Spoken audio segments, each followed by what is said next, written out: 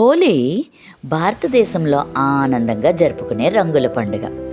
ఈ పండుగకు ఒక పురాణ కథ ఉంది. పూర్వం హిరణ్యకశిపుడనే రాక్షసరాజు ఉండేవాడు.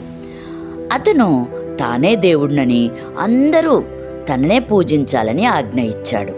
కానీ అతని కుమారుడు ప్రహ్లాదుడు మాత్రం మహావిష్ణువుని భక్తితో పూజించేవాడు. హిరణ్యకశిపుడు చాలా కోపంగా మారి తన కుమారుడిని చంపాలి అనుకున్నాడు. కానీ చంపలేకపోయాడు.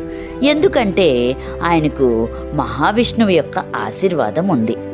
అప్పుడు హిరణ్యకశిపుడు తన చెల్లెలైన హోలికను పిలిచాడు. హోలికకు అగ్నిలో కాలిపోని వరం ఉంది. అన్నయ్య చెప్పిన విధంగా ఆమె ప్రహ్లాదుడిని మోసగించి అగ్నిలో కూర్చుంది. కానీ దేవుని కృప వల్ల హోలిక అగ్నిలో కాలిపోయింది. ప్రహ్లాదుడు మాత్రం సురక్షితంగా బయటపడ్డాడు. అందుకే హోలీ పండుగ ముందు రోజు హోలికా దహన్ అనే ఆచారం ఉంది. హోలీ రోజు ప్రజలు రంగులు చల్లుకుంటూ ఆనందంగా పండుగను జరుపుకుంటారు. ఈ పండుగ మనకు మంచి ఎప్పుడూ గెలుస్తుందనే సందేశం ఇస్తుంది.